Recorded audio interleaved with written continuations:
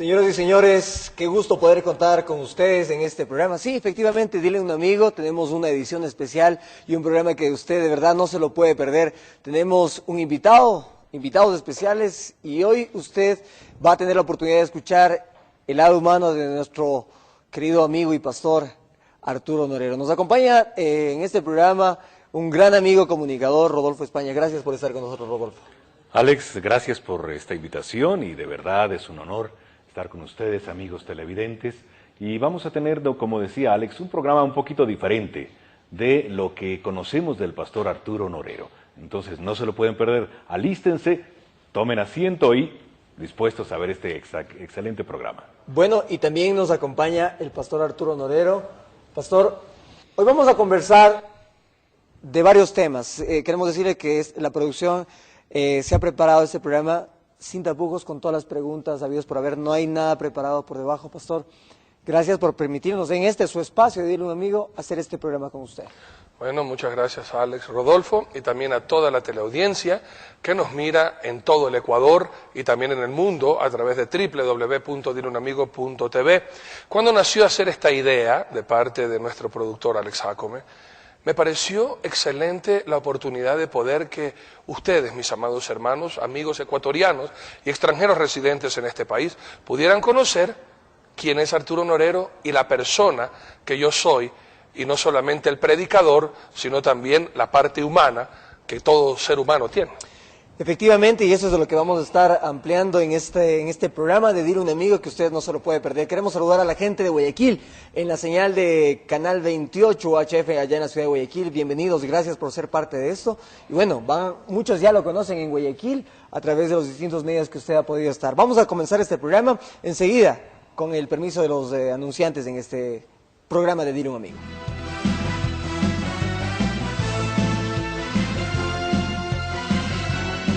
Ministerio Evangelístico Internacional Kedushá, Santidad, presenta Jerusalén y la Tierra Prometida, el plan de Dios para Israel y el fin de los tiempos en Historia del Futuro. Porque para Dios, el futuro es historia. Muchísimas gracias. Iniciamos ya este programa de Dile a un amigo, que realmente promete estar muy expectante, sobre todo con las preguntas que hemos preparado. No nos hemos guardado nada junto a Rodolfo. Y bueno, empezamos este programa preguntándole, pastor, ¿quién es Arturo Norero? Bueno, me gustaría que la gente me recuerde como un enamorado de Dios, un apasionado por su palabra, esposo, padre y un peligroso loco soñador, porque yo soy de los que sueño despierto, y no solamente me quedo en los sueños, sino que despierto los hago una realidad con ayuda de mi Dios. Pastor, ¿por qué dice peligroso? Peligroso porque yo me atrevo a soñar cosas que nadie se atreve a soñar, y me encanta tomar los desafíos en los cuales uno tiene que depender totalmente en Dios y tener esa fe para poder lograrlo. ¿De dónde proviene el pastor Arturo Norero? ¿Guayaco, guayaquileño, italiano, ecuatoriano? Yo soy guayaquileño, madera de guerrero, ecuatoriano 100%, y tengo la doble nacionalidad porque mi padre y todos mis antecesores son italianos, por ende yo soy ecuatoriano, italiano. Desde muy pequeño, ¿usted de dónde se inició su formación académica, escolar y también secundaria? Estudié yo en el colegio Abdón Calderón de la ciudad de Guayaquil, y posteriormente fui al colegio salesiano Cristóbal Colón, donde concluí el tercer año, y posteriormente nos fuimos a Estados Unidos, mi mamá con todos los hermanos, fuimos a estudiar allá me gradué, allá estudié también universidad, y ese es mi currículum académico, por así decirlo. Pastor, usted proviene de una familia católica. Así es. Inicialmente. Mi papá luego hubo una época de juventud, de rebeldía, de mucha motocicleta, de recorrer las carreteras con su casco, botas de cuero grandotas, el viento en la cara. Hablemos un poco de esa época. ¿Qué pasaba con Arturo Norero en ese entonces? Bueno, sí, crecimos nosotros en una familia muy radical católica. Mi papá era del Opus Dei y él fue galardonado con la Cruz del Hierro por el Papa Pío VI y lugarteniente de los Santos Sepulcros de Jerusalén en Roma. Fue justamente mi mamá la que conoció a Cristo primero en los Estados Unidos y luego en Guayaquil buscó una iglesia de la misma denominación a la cual había escuchado allí en Estados Unidos, y fue así como llegamos nosotros a la Iglesia Bautista Israel de la ciudad de Guayaquil, y eso fue con mis inicios en la vida cristiana, para posteriormente, a la edad de 14 años que nos fuimos a vivir a los Estados Unidos. Allá tuve la gran bendición de llegar a la iglesia del pastor, caramba, ya se me olvidó el nombre, el pastor Roberto de Hub, pero también tenía un pastor asociado, que es el famosísimo ahora, el pastor, ¿cómo se me fue el nombre? Alberto Motesi. Alberto Motesi fue mi pastor, y ahí me bauticé en los Estados Unidos, después de haber creído a Cristo de todo corazón. ¿Cuántos años tenía Arturo Norero en esa época? 14 años. Yo llegué a escuchar a Alberto Motesi predicar por ahí mismo, entregué mi vida a Cristo, me rendí a Él de todo corazón, me bauticé en los Estados Unidos, y a la edad de 16 años ingresé al seminario y estaba estudiando 3 carreras al mismo tiempo. Estudiaba medicina, biología, que era uno se estudia medicina, biología, administración de empresas y también religión, teología. ¿Cómo fue la vida en familia, el hogar, el padre, la madre, la relación con los hermanos de Arturo Norero? Difícil.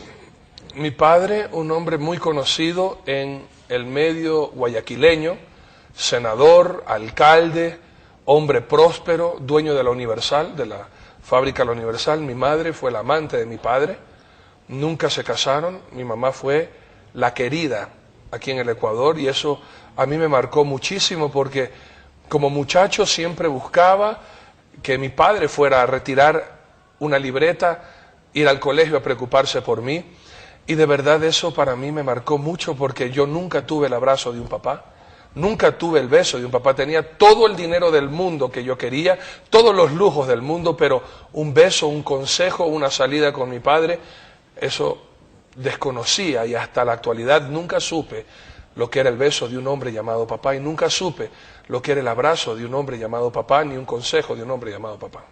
Usted, Sí. hablando precisamente de eso, es como un papá grandote que tiene toda la iglesia bautista Betania. Ese anhelo que se le nota a usted en su corazón, totalmente espontáneo, cariñoso, ¿no? Muchas veces es para algunas personas un poco asombroso ver que un hombre tan grandote tenga ternura en su corazón de abrazar hasta el más chiquitico, que les dice a la gente, hola mi pajarito, por ejemplo, ¿no? A mí me llamó la atención la primera vez que, hola mi pajarito, y dije, qué cariñoso que ha sido el pastor, ¿no?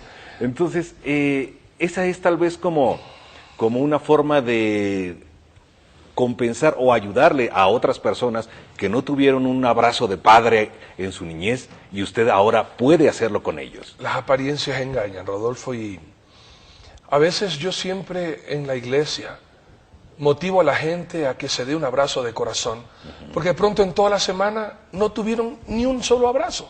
Y al llegar a la casa de Dios, qué bello es que alguien te reciba con ese abrazo sincero y cariñoso, que de verdad marca la diferencia para seguir y decir, yo no estoy solo, tengo ahora una familia.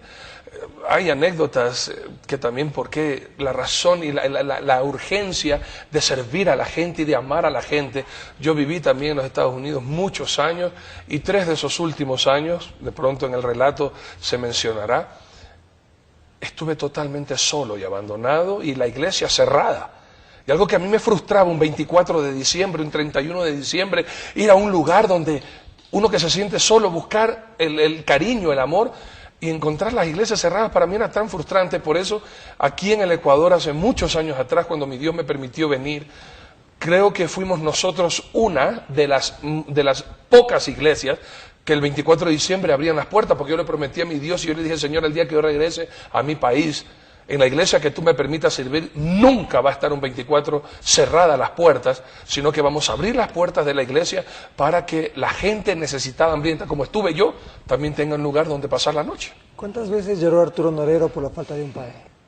Oh, tantas veces, hasta todavía, cuando veo a mi hijo, veo a mis hijas, y veo a todos los que yo tanto amo, cuando escucho un testimonio de alguien decir, yo no tuve padre, mi padre me abandonó por irse con otra mujer, Cada vez que yo escucho esa parte sensible, a mí me marca mucho el corazón, porque yo me pongo en los zapatos de aquella persona, de aquel hombre, de aquella mujer que nunca tuvieron un padre, y el gran vacío. Y a veces yo en mis prédicas le digo, la gente a veces no entiende lo que es tener a Dios por padre, porque terrenalmente nunca tuvimos un papá que nos ame, nunca tuvimos un papá que se preocupara por nosotros. Y esa parte a veces a una persona dice, si mi padre, que es mi padre, me abandonó, ¿cuánto más un ser supremo que nunca he escuchado se va a preocupar por mí? Y cuando yo topo esa parte y escucho gente necesitada de un papá, de verdad eso me parte el corazón, porque enseguida trae a mi recuerdo ese joven, ese niño que quería ver a papá mientras veía a mamá y papá con los otros amigos y yo solamente a mi mamá, o a veces un tío o una tía, y no tener a mi padre y a mi madre casados, y siempre tener esa vergüenza, escuchar cuando nombraban la lista y le decían el papá tal y la mamá era el nombre de esa persona, y en cambio yo nunca pude llamar a mi madre por su nombre con el apellido de mi padre, y después entender que fue el amante y fue una mujer valerosa que en el momento en que se convirtió a Cristo cortó esa relación de raíz y radicalmente, y de esa manera se entregó a mi Dios, que Él fue el padre que yo nunca tuve. Vamos a hablar un poquito también de la parte caracterial de cada persona, Rodolfo, del carácter de Arturo Norero. Hoy estamos descubriendo, para la gente que nos sintoniza en este momento, estamos entrevistando al pastor Arturo Norero, pero antes de entrevistar al pastor Arturo Norero, estamos entrevistando al ser humano, Vicente Arturo Norero González.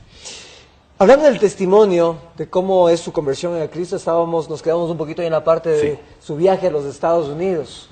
¿Cómo fue ese proceso de seguir a Cristo, de empezar a Cristo en su vida? Fue algo increíble y fue algo radical. Sentí, y especialmente para los jóvenes que de pronto tienen ese llamado a servir a Cristo, yo desde que comencé a escuchar en la Iglesia Bautista Israel de Guayaquil al pastor David Campos, yo sentí en mi corazón un gran anhelo de también compartir a este Cristo vivo y no al muerto del cual yo había creído toda mi vida. Y fue un cambio radical de ser un religioso con estatuas hechas de manos pecadoras a tener una relación vivencial con un Cristo vivo, resucitado. Para mí fue algo radicalmente espectacular, y algo que me fascinó a mí de mi pastor David Campos era cómo él manejaba la Biblia de un lado a otro, y la Biblia dice esto, y mis líderes religiosos en la antigua tradición pagana nunca utilizaban la Biblia, y especialmente el sumo e increíble vicario de Cristo aquí en la tierra, según en esta religión pagana, pues simplemente yo veía que sacaban era hojitas de papel para dar lectura a un discurso, pero jamás una interpretación de un mensaje bíblico y moviendo la Biblia para allá. Eso me fascinó. Y cuando ¿Se sintió engañado? Me sentí traumado, porque todo lo que yo creía, todos mis amigos, Colegio Cristiano, Colegio Salesiano Cristóbal Colón de Guayaquil, todos los curas eran mis grandes amigos, del cual también yo fui uno de los escogidos para ser un gustavino con Gustavo Novoa, justamente por la pasión que yo tenía para las cosas de Dios. Y al descubrir que todo lo que yo creía era mentira y que nada de eso estaba en la Biblia, desde los 16 años Dios puso algo en mi corazón, y algo radical: memorizar todas las escrituras, para que a mí no me venga nunca más nadie a venderme cuento ni rata por cuy, sino que lo que decía la Biblia, ahora yo ya iba a saber que eso sí estaba en la Biblia, y lo que no estaba en la Biblia, corría donde mi pastor para que me explicara bien, y tenía esa hambre de conocer bien la Biblia. Pastor, usted decidió seguir los caminos de Cristo a los 14 años, un niño todavía. Así es. ¿No? Pero en el ser humano viene toda esa etapa de rebeldía, de tratar de ir en contra de la corriente.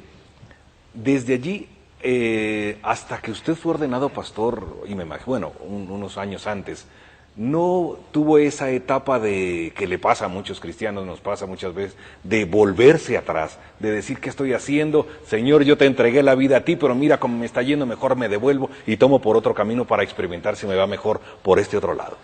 Eso aconteció a los 19 años, Rodolfo, no a los 14, ni a los 16, ni a los 17, ni a los 18. A los 19 años, cuando ya estaba por egresar del seminario. Usted estaba estudiando teología. Teología y administración de empresas. ¿Ya? A los 2 años de estudiar medicina, decliné los estudios de medicina porque ya no me daba el cerebro para estudiar 3 carreras al mismo tiempo.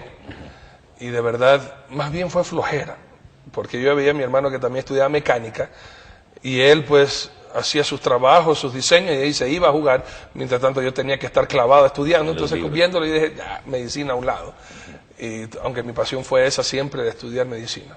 Pero a los 19 años algo marcó mi vida de una manera muy, pero muy dolorosa.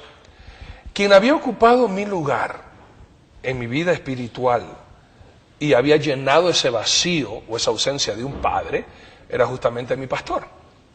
No Alberto Motesi, era el otro pastor, Francisco Bilbao, que ahora está en la presencia del Señor. Sin embargo, a los 19 años, algo terrible pasó con Francisco. El pastor Francisco Bilbao cae en adulterio. Y el pastor Francisco Bilbao era como mi papá. Yo lo amaba con todo mi corazón y con toda mi fuerza, y desgraciadamente nunca me habían enseñado a mí a no poner la mirada en el hombre, sino en el Señor, que Él es el perfecto. Claro. Y aunque yo lo había escuchado, a veces uno escucha muchas cosas, pero vive de otra manera, para mí el pastor era mi Dios. Para mí el pastor, lo que él decía, es que yo llegué a amarlo tanto como un papá, que donde él iba, iba yo. Y yo siempre aprendí a caminar al lado de mi pastor. Y cuando él cayó, yo caí también. Para mí se me desmoronó el mundo. Para mí, y de pronto lo que le pasa a muchos cristianos, que han visto y han puesto sus ojos en el pastor, que cuando el pastor humanamente peca, eso a la gente lo destruye, porque piensa que el pastor es el Superman, el superperfecto, el que nunca se enoja, el que nunca maldice, el que nunca pelea con su esposa. Y esas cosas no son así. Somos seres humanos que tenemos una responsabilidad de ser ejemplo a la Grey, eso es otra cosa, pero seguimos siendo humanos y por ende imperfectos. Cuando cayó mi pastor, Rodolfo, 15 años vinieron a consecuencia de esos terribles.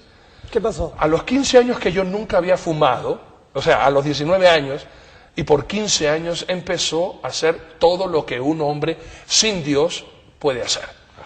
Todo, absolutamente todo lo imaginable que un varón puede hacer. Drogas, gracias a Dios nunca me convertí en un alcohólico porque mi organismo rechaza el alcohol, gracias a Dios, si no hubiera sido un alcohólico empedernido. Yo tomo una cerveza o 2 cervezas y tengo 3 días dolor de hígado y estoy tirado en una cama, gracias al Señor. Pero drogas, violencia, Rodolfo, y Alex, lo que yo nunca fui capaz de hacer en esos 15 años. Todo el odio y la frustración de no haber tenido un padre. Yo entiendo a esas personas que ahora están en la cárcel y que están justamente por violencia. Y a veces uno dice, pero ¿por qué soy tan violento? Por la ausencia de un padre y todos esos traumas en la niñez. A los 19 años, al pretender yo sacar a Dios de mi vida, comenzó a explotar dentro de mi ser. O sea, como algo que estaba reprimido allí. Como una olla a presión, pues, que exactamente, y ese es un mensaje también que quiero dar a través de mi testimonio, que Jesucristo calma las tempestades, también calma la furia y calma el mal genio, que es lo que pasa conmigo. Yo siempre le he dicho a mi esposa, Pauli, el segundo en que yo me aparte de Cristo, un segundo huye de mi lado, porque en el momento en que yo saque a Dios de mi vida, o pretenda yo vivir a mi manera y no a la manera de Dios, soy un hombre demasiado peligroso por todo lo que viví, por todo lo que yo experimenté, por todo lo que yo llegué a atesorar en mi corazón, que Dios lo ha sanado, pero que el momento en que yo saque a Dios de mi vida, yo sé que eso vuelve a renacer. Y dentro de estos 15 años, ustedes imagínense, ahí fue la de la Harley Davidson, ahí empezó toda la decadencia. Por eso es que yo cuando predico de este Cristo que me enamora y me apasiona, yo no puedo predicar a un Cristo vivo diciendo, sí, acepta a Jesucristo, Él te ama, y es una felicidad increíble aceptar a Jesús. Yo no puedo hacer eso, porque Él me sacó de la basura. Yo cuando digo, hermanos míos, y lo que me encanta es la palabra de Dios, que lo despreciable y lo vil de este mundo vino a buscar el Señor, yo soy el primero. A mí no me sacó el Señor de las cloacas del mundo o del lodo cenagoso. A mí me sacó del desagüe y de lo putrefacto más profundo. De ahí me sacó Dios. Por eso es que yo a Dios lo amo con todo mi corazón y siempre predico de ese Cristo que nos da esperanza. De ese Cristo que puede cambiar nuestra vida. Pastor, quizás el día de hoy hay representantes de distintas congregaciones, iglesias, que tal vez no han pasado esto y que tal vez cuando uno no pasa por ese tipo de situaciones, quizás es más fácil pararse y levantar el brazo y decir, tú eres un pecador o tú eres un pecador. Esta vida ¿qué pasó, qué sucedió durante estos años que estamos relatando, la historia, la vida de Arturo Norero, conociendo hoy a quien Dile un amigo? ¿Qué es lo más grave que pudo haber sucedido durante estos 15 años? Yo estuve en la cárcel por violencia en la ciudad de Guayaquil y salí en los medios de comunicación, en la televisión. ¿Por qué? Porque no pudimos coimar a un coronel para mi salida, sino que buscando la influencia del apellido, salimos por otro lado. Este coronel, antes de mandarme, se encargó de empapelarme, que es el nombre correcto cuando alguien quiere hacerlo daño, y sacarlo en todos los medios de comunicación. Y de verdad eso fue terrible para mí. Mi nombre fue manchado, salí en primeras planas de todos los diarios. ¿Fue la única vez No. en prisión? No, Pero la más grave tal vez. no, la más grave fue en los Estados Unidos. ¿Qué pasó? Teníamos nosotros aquí una compañía de seguridad, aquí en el Ecuador. Y obviamente la manera de hacer dinero fácil. Como residente de los Estados Unidos, el negocio siempre de buscar la manera de lucrar. Como aquí no se podían importar armas, porque era prohibido, y aquí tener una arma, y estoy hablando de hace unos 15 años atrás, justamente eso fue la gota que utilizó el Señor para hacerme volver a sus caminos. Y de verdad todo esto causa vergüenza contar, pero es necesario que la gente sepa quiénes somos, para que el que se gloríe en el Señor, que es el perfecto, y no la basura humana que muchos de nosotros somos. Pero en los Estados Unidos yo también trabajé para la policía, y ese es otro. Hay personas que quieren hacer un libro y una película de mi vida, porque de verdad esto es mi vida. Si nos estamos enterando de cosas que nadie sabe. Que nadie sabe. Pues justamente yo también tenía permisos para comprar armas. Y algo que se me prendió el foco. Aquí en el Ecuador tenemos una compañía de seguridad, necesitábamos vender armas. Y también para suplir una necesidad en el mercado. Entonces, ¿qué hice yo? Compré armas legalmente en los Estados Unidos. Todo fue legal. Y lo único ilegal fue exportar armas sin licencia. La viveza criolla. Para poder traer armas al Ecuador, porque también es prohibido, no se pueden importar, era el camuflaje, era justamente hacerlo con contrabando. Así que en una lavadora escondí ahí yo el armamento. ¿Lo hacía solo o lo hacía con Solo. Nunca me gustaba a mí hacer cosas en las que yo tenía que depender de nadie. Siempre fui una persona que, pues te digo, soy de los locos soñadores, porque lo que yo veo y yo creo, yo lo hago solo, sin importarme quién esté a mi lado o quién me quiera ayudar, yo solamente lo hago. Pues justamente en una lavadora escondí ahí el armamento. ¿Todas las armas? Bueno, no eran tantísimas, eran 10 armas, eran 10 pistolas. Pero, increíblemente, mi amigo, que cómo duele cuando un amigo traiciona. A quien yo le había enseñado algo de la vida, de la vivencia, por amor al dinero, fue a los federales norteamericanos y me vendió por $3,000 y les indicó que yo en la lavadora llevaba armamento. ¿Cómo fue el momento eso de la detención en los Estados Unidos? Fue justamente en el aeropuerto y fue esa parte tan vergonzosa para mí, porque yo ya estaba pensando, ya cojo esos 10, los vendo y ya me hago un billete. Usted parece entonces apartado de Dios. Estaba apartado de Claro. Dios, estaba apartado de Dios. Entonces, justamente ahí, llego yo al aeropuerto, entro yo a la manga para ingresar al avión, y a lo que ingreso, ahí estaban los policías. Y apenas yo los veo y dije, ya me fregué. Yo ya sabía que eso era conmigo. Y justamente era el Departamento Federal de Tabaco y de Armas, y también el SRI, de allá de los Estados Unidos, que se llama IRS. Entonces, justamente ahí me dijeron, lleva plata, y ahí me dicen, ustedes quedan detenidos por exportar armas sin licencia. 1 año y medio estuve en máxima seguridad, porque mi amigo había dicho que esas armas eran para la guerrilla colombiana. Y estaba viendo una sentencia de 150 años. En los Estados Unidos no se juega, en la parte federal no se juega. Y estaba viendo una condena de 150 años. Y 15 años, y 15 meses, que es lo que estuve yo detenido, fue para mí unos tiempos de gran angustia, la primera parte de mi vida. Porque yo decía, 150 años ya no voy a volver a ver a mi familia, Nunca, nadie, nunca, se va a morir en la cárcel. Aquí Claro. me voy a morir.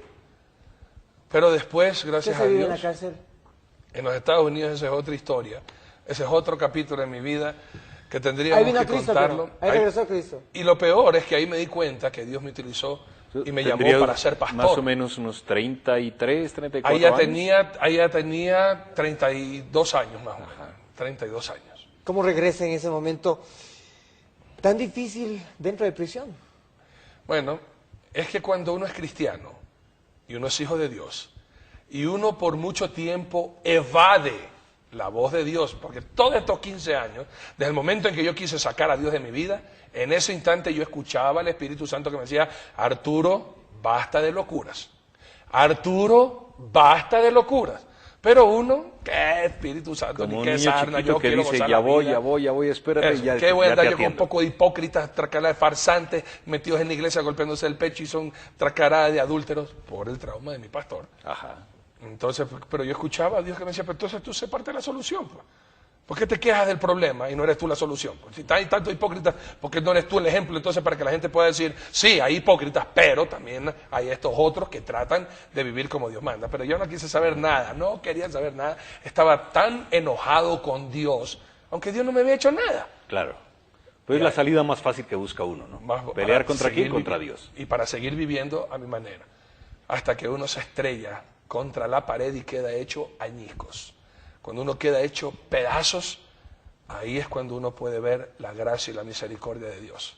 No me podía suicidar, no me podía pegar un tiro, no podía hacer Para que nada. la gente nos entienda, máxima seguridad en los Estados Unidos, ¿qué significa? Máxima ¿Qué es? seguridad es donde están los más peligrosos. O Donde sea, ¿usted están compartía celdas con aislados, quién? Donde están aislados. ¿Usted compartía celda con quién, por ejemplo? Con ¿Qué tipo de- narcotraficantes del cartel de Cali, del cartel de Medellín. Ahí estaban las máximas autoridades que eran o eran extraditados a los Estados En ese Unidos. momento temía por su vida, tal vez. No, yo no tenía miedo porque yo en la misma cárcel, es que Dios va preparando todo. Ahí Dios va preparando todo y la gente, apenas llegué, un viejito me dijo, Arturo, ten cuidado, un mexicano me dijo, ten cuidado en la cárcel. Para que tú no tengas problemas con nadie, tú ven a hacer tu sentencia, pero para que no tengas problemas con nadie, evita los juegos de azar, evita los homosexuales, porque por los homosexuales se matan en las prisiones, y evita todo lo que tenga que ver con confrontación o juegos deportivos, porque en eso, el contacto físico, Claro. ahí es donde viene la pelea. Tú métete a estudiar, métete a hacer todas esas cosas, y fue ese tiempo el mejor tiempo teológico de mi vida, porque en 15 meses creo que leí la Biblia unas 40 veces. Vamos a seguir en este momento, Rodolfo, vamos a hacer una pequeña pausa. Y al regresar de este corte comercial, vamos a ver qué es lo que sigue con la vida de Arturo Norero y además cómo salió de prisión de los Estados Unidos. Bueno, seguimos con más de este programa y queremos recordar a la gente que ustedes nos pueden mensajear al número que aparece en pantalla, el 09-29-49-850. En este momento ustedes pueden mensajear, hacer sus preguntas y dejar también sus inquietudes y tal vez sus saludos también para el pastor Arturo Norero.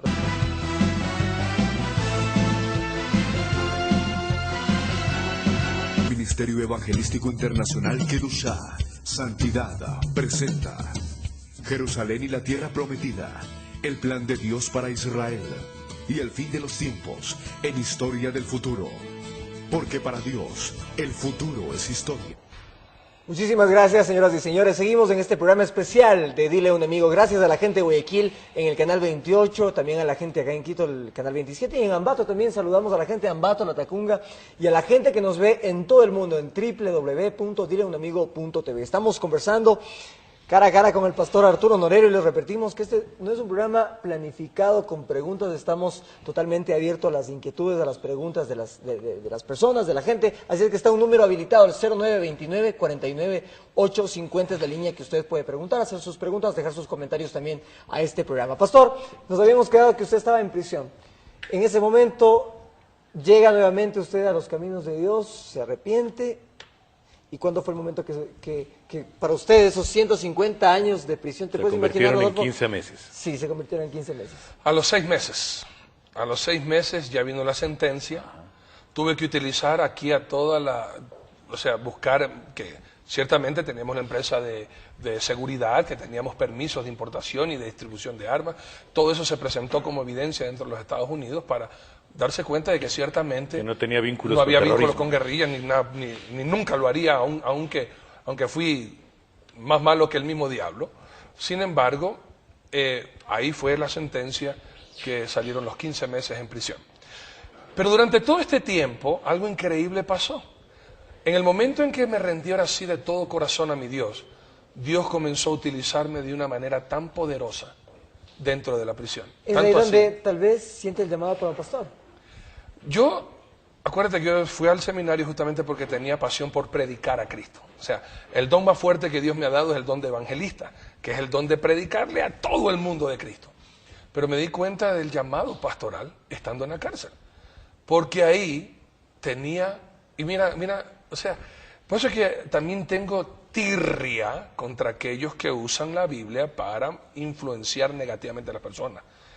A pesar de que yo era un servidor y un hombre bíblico, tenía bajo mi tutela 600 hombres. ¿Por qué? 600 ¿Cómo así hombres porque, como yo les enseñaba la palabra de Dios, esos hombres que no tuvieron padre, que vieron automáticamente en mí Un a un padre. papá.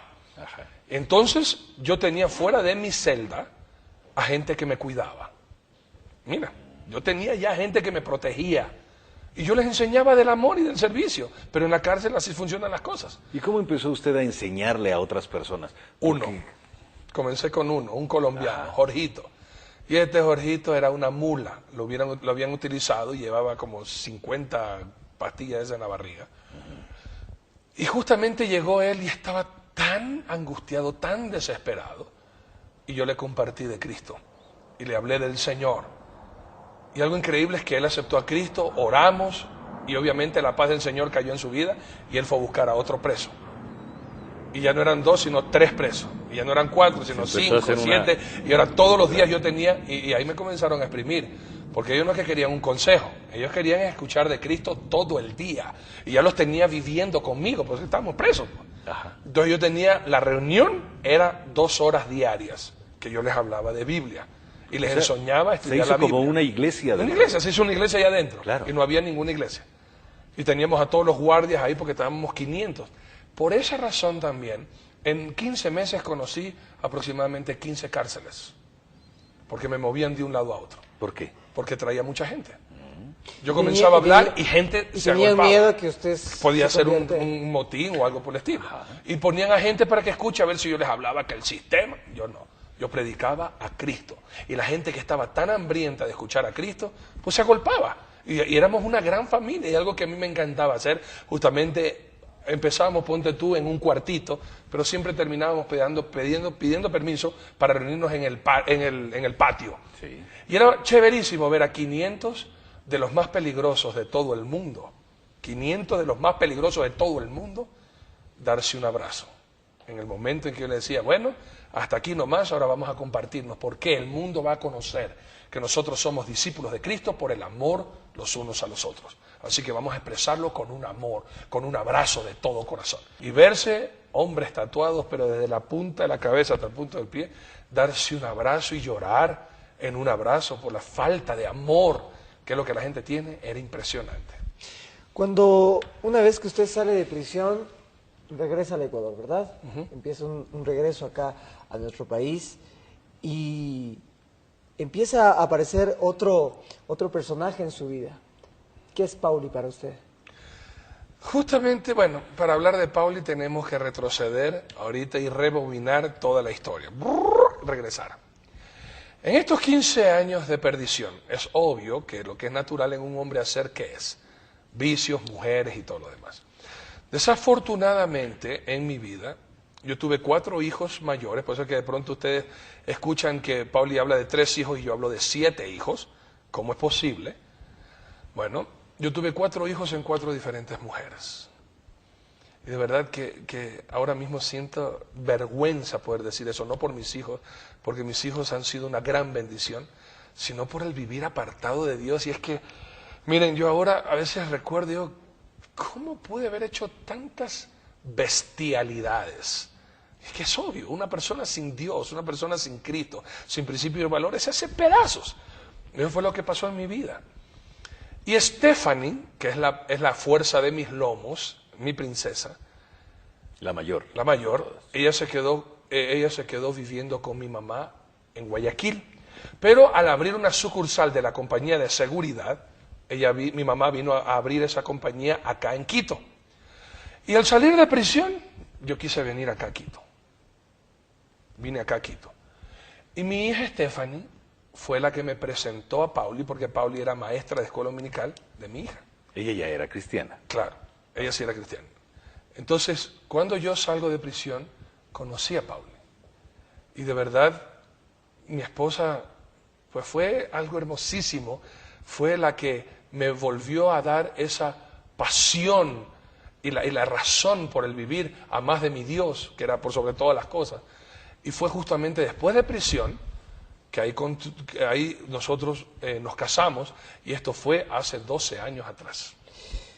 Una vez que usted se casó con Pauli, claro, el deseo de toda mujer que se casa es poder tener hijos. Por supuesto. Usted ya con 4 hijos atrás, hijos ya grandes, ¿hubo algún momento en que tal vez junto a Pauli usted tenía alguna dificultad para poder tener hijos? Bueno, y de hecho no podía tener eso hijos. toca retroceder y rebobinar de nuevo. Pues te digo que mi vida, para contarla en una hora, es difícil. Tuve solamente 4 hijos en 4 diferentes mujeres porque me hice la vasectomía. Porque si no, y yo no quería saber más nada de familias ni nada. Estaba súper mal sin Cristo, de verdad. Estaba más confundido y más perdido. Por eso te digo que del estiércol, de lo más profundo, de allá me sacó Dios. Cuando me caso con Pauli, ahora vienen grandes retos. Y escuchen bien esto, por favor. Pues esto yo siempre predico. Usted, para ser próspero, no tiene que regalarle plata a Dios. Yo vengo de los Estados Unidos sin un centavo en mi bolsillo. Sin un centavo. Pero con mi Dios. Y enamorado de Dios y entregado a Dios y rendido a Dios. Ella totalmente... Totalmente, ahora sí, como un cristiano debe de estar. Claro. Un fundido, enamorado, radical, rendido a Cristo. Me caso con mi esposa sin un centavo. Y yo le digo a Pauli, mira Pauli, yo no tengo con qué mantenerte. Pero lo que sí tengo es a mi Dios, que Él es el Padre mío y Él es el dueño del oro y de la plata. Tal era mi convicción con Pauli, que Pauli decide casarse conmigo sin tener un centavo. Para ese entonces, yo siempre he sido un hombre de negocios, un hombre de empresas. Para ese entonces hubo la oportunidad de comprar un taller de aire acondicionado aquí en la ciudad de Quito. Y obviamente la gente va a decir aire acondicionado aquí en Quito, pero ¿a qué tarado se le puede ocurrir poner un taller de aire acondicionado en la ciudad de Quito? En Guayaquil es entendible, pero no en Quito. Claro. Pero aquí en Quito también hay carros con aire acondicionado y no había personas que le den mantenimiento a eso. Entonces, un familiar muy querido de Pauli, viendo nuestra condición y situación, decide hacernos un préstamo de 10 millones de sucres para pagarlo en un año. Pero yo le dije a Pauli, amor, Dios está con nosotros y Él nos va a proveer. En 6 meses estaba pagada la deuda. Y ese taller llegó a ser el primero y el más grande y más lujoso y el más tecnológico de aquí de la ciudad de Quito. Yo le daba mantenimiento a todos los carros, a todos los talleres. Pero en la otra parte que me cuenta Alex, cómo nacieron mis otros 3 hijos. Tenía yo esa convicción. Todos mis familiares me decían, te fregaste, ya no puedes tener hijos. O sea, te hiciste la vasectomía, la recanalización es 1% de la probabilidad. En ese momento un hombre entra quizás en una crisis existencial de Claro. no poder seguir procreando, ¿no? Y sobre todo con Pauli en este momento que usted estaba... Que ya era la en este mujer cuadro, de su claro. vida. Y ahora comenzó, yo le decía a Pauli, el Señor me va a dar más hijos. Y empecé con el proceso. Esto es otra cosa. Yo no iba a obligarlo a Dios. Sí, yo tengo hecho la vasectomía, Dios, pero yo creo tanto en ti que ahora tú dame hijos de las estupideces que yo hice. Entonces, ¿qué pasó? Fuimos donde el doctor Nelson Pacimiño, excelente urólogo. Y yo me acuerdo de broma, le decía al doctor, usted va a hacer la recanalización, lo que más quiero en la vida, lo pongo en sus manos. Así que sea, por favor, cariñoso. Y él hizo la recanalización. Él me dijo, Arturo, 10 años ya habían pasado. Y con mayor la cantidad, mientras más tiempo, más difícil tiempo, es, más claro. difícil. Porque es unir 2 cabellos. O sea, unir 2 cabellos. Y en 10 años había mucha, lo que llaman ellos, callosidad. Era casi imposible hacerse. Pero yo le decía, yo sé que esto va a salir. Y empezamos en el periodo de la preparación, hacerse la operación.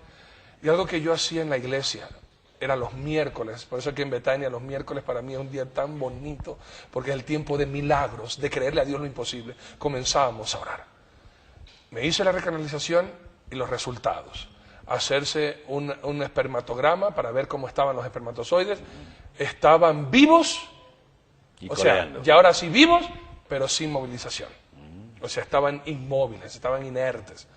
Entonces yo le decía, ¿y ahora qué hacemos? Bueno, entramos al tratamiento, bastante limón, bastante ejercicio, para que eso, y cada mes, porque los espermatozoides cada 3 meses se renuevan, entonces cada 3 meses venían, pero para mí la frustración más grande que tú mencionaste, Ali, como humano que soy, tenía la fe en mi Dios, tenía toda la esperanza en Dios, pero a veces el proceso de esperar en Dios, qué horrible que es. Cada mes que venía Pauli se enfermaba en su menstruación, ¿cómo me deprimía yo? ¿Cómo me deprimía yo? Porque yo le decía, llegó un momento en esa depresión, por eso un hombre sin una esposa al lado que lo sostenga, el hombre se hace pedazo. Y yo le dije a Pauli, ¿qué haces con una basura como yo? O sea, yo no te puedo dar hijos. Ya divórciate, ya. Uno ya se tira al abandono. Ni para qué intentar, ya déjalo. El proceso de Dios también. A veces el proceso de Dios reconocer la importancia de que la fe no es solamente creer que Dios lo puede, sino esperar en que Dios lo haga. Y eso fue lo que pasó conmigo 1 año después de la recanalización. Ya ahora sí, ya los espermatozoides estaban que brincaban, parecían de otra religión que brincaban y todo para no ofender a nadie. Pues entonces ya estaba listo, pero no se quedaba embarazada. Y esa es la frustración más grande. O sea, y el doctor sí me decía, ten paciencia, Arturo, ya en cualquiera de estos meses tú vas a ver que ya está la noticia de que Pauli queda embarazada. Llega una circunstancia, y eso fue también otro milagro impresionante. Pauli comienza a hacerse exámenes y un ginecólogo le hace una ¿cómo se llama? Porque no le venía la menstruación, y le hace un ecograma, Una ecografía. Una ecografía. Y le detectan como un quiste en el ovario. Un mioma, sí. Pero no era mioma, le dijeron Ya así era quiste, y por eso no quiero decir mioma, sino quiste en el ovario, y que tenía que ser operada. Pero mi esposa ha sido de las que se enferma exactamente. O sea, le toca el día de la menstruación y ese día es. Y le digo, amor, ya lleva como 2 semanas que no te enfermas. No creo que ahora que estamos casados van a descubrir un quiste. Vámonos a chequear, lo mejor es un examen de sangre. Antes de que te operen, y Pauli para ese entonces también estaba traumada, estaba frustrada, y la llevamos a hacer un examen de sangre. Esas 2 horas que nos dieron para darnos el resultado para mí fueron eternas. Eternas, claro, larguísimo. Pero a las 2 horas que voy a ver, y sale yo veo el examen de sangre, ¿no? Y ahí dice embarazo, buscando la palabra embarazo positivo. Casi me atropellan porque yo crucé era la 6 de diciembre brincando, Pauli estaba al otro lado, yo gritaba, Pauli, estamos embarazados, ya vamos a tener un bebé. Y me sentía feliz. Ese quiste, el animal ese que te digo que era un quiste, no se dio cuenta que era nuestra hija. Y esa fue Gia. Y justamente le hicieron, y Pauli se cayó, y todo ese embarazo fue de verdad difícil, pero cuando Dios quiere bendecir, no hay nadie que puede impedir esa bendición. 3 hermosos hijos que usted 3 tiene. hermosos hijos. Gia la mayor, Vincenzo y Juliana. Estamos conociendo un poco más a profundidad la vida del pastor Arturo Norero en este programa Dile a un Amigo, que gracias a este espacio podemos hablar este tema y de varios temas más junto a nuestro querido Rodolfo España, sin tapujos. Y bueno, se viene una serie de preguntas bastante esenciales, que es lo que queremos tratar en este momento. Quiero recordarles simplemente, Rodolfo, que hay una línea telefónica, hay un número de celular, si ustedes desean mensajear, y de hecho ya nos informan que están llegando varios mensajes al 0929-49-850, es el teléfono que aparece. A la gente de Guayaquil, igualmente, si ustedes desean mensajear en este momento, pueden hacerlo para cualquier inquietud. Habíamos hablado de Pauli y usted mencionó una palabra muy importante que quizás ahora es para su vida, Betania. ¿Cómo llega a Betania?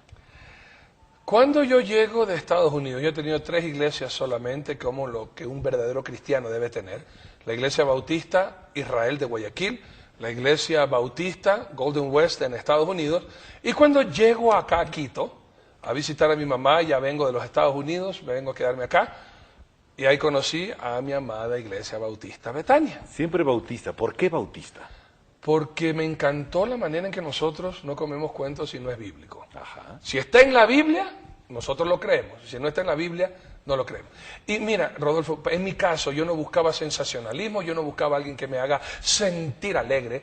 Como yo salí tan traumado de reconocer que todo lo que yo creía era mentira, yo necesitaba ahora un lugar donde se me enseñe palabra, donde se me enseñe doctrina, donde se me enseñe Biblia y no más cuentos y no más cosas que no están en la palabra de Dios. Hay otra cosa que se habla mucho acerca de la Iglesia Bautista, que es una iglesia fría, tradicionalista, que no cree en los dones o en las manifestaciones del Espíritu Santo, que de hecho no cree en el Espíritu Santo, y bueno, una serie de cosas que se han dado a la Iglesia Bautista en general en el Ecuador. Vamos a hablar un poquito más adelante de eso, porque no quiero acelerar y que la gente sepa que esta es una serie de preguntas que lo estamos realizando, y no quiero saltarme un poquito de lo que estamos analizando. Cuando usted viene a la Iglesia Bautista Betania, que está ubicada aquí en la prensa, aquí en la ciudad de Quito, ¿cuántas personas eran en ese entonces?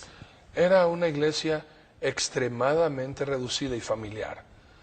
Estamos hablando de 40 personas. 40 personas, 50 personas cuando era de Navidad y estaba llena la iglesia, 50.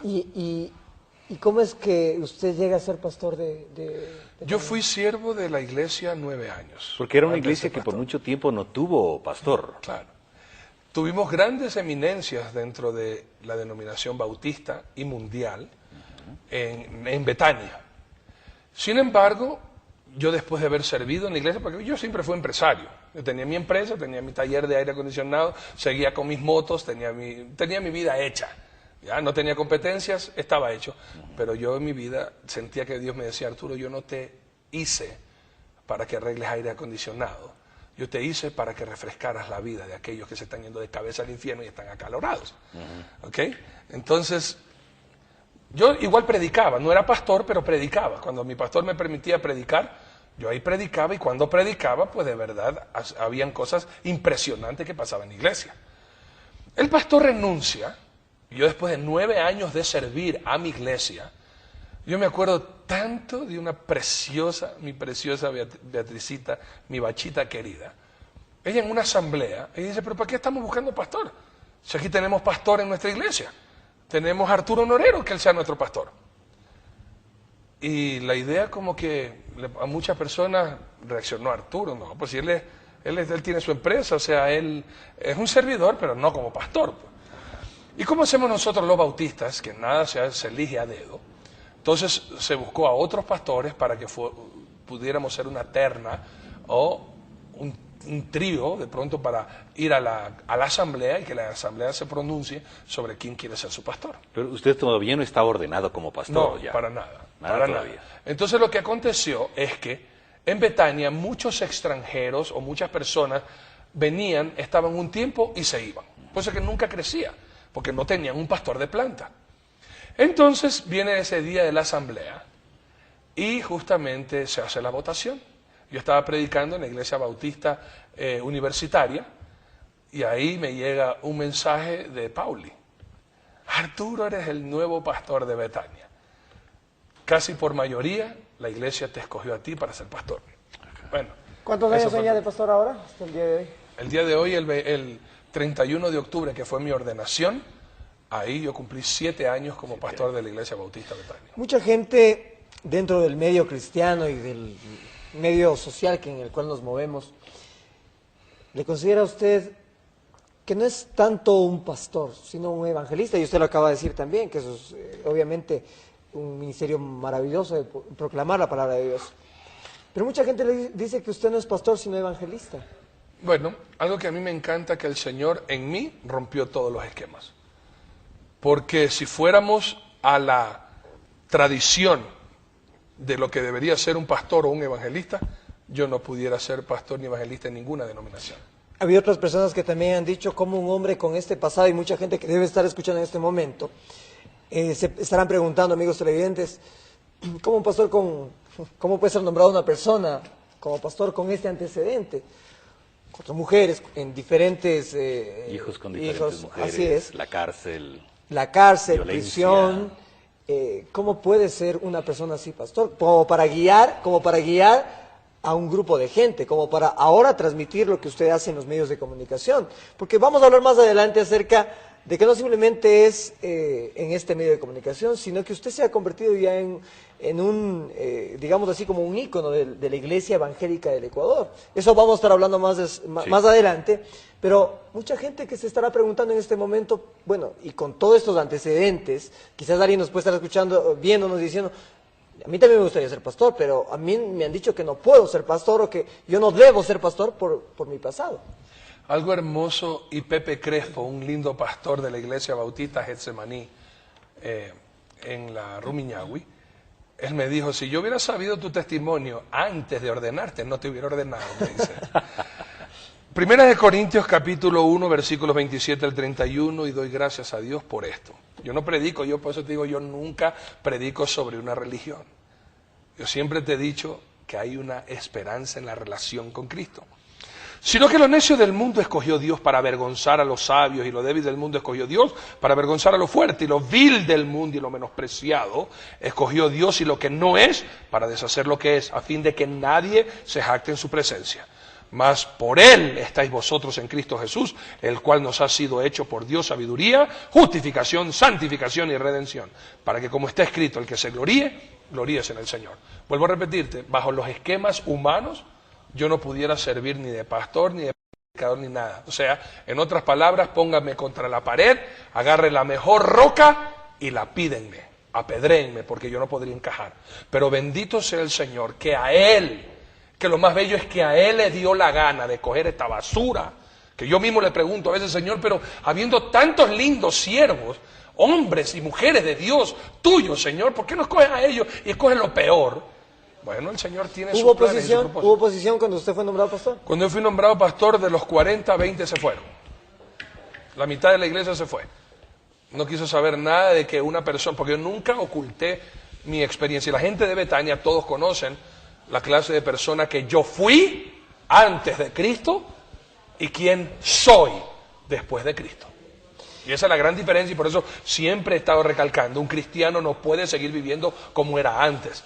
Y un cristiano radicalmente tiene que haber una conversión. Antes éramos, pero ahora somos totalmente diferentes.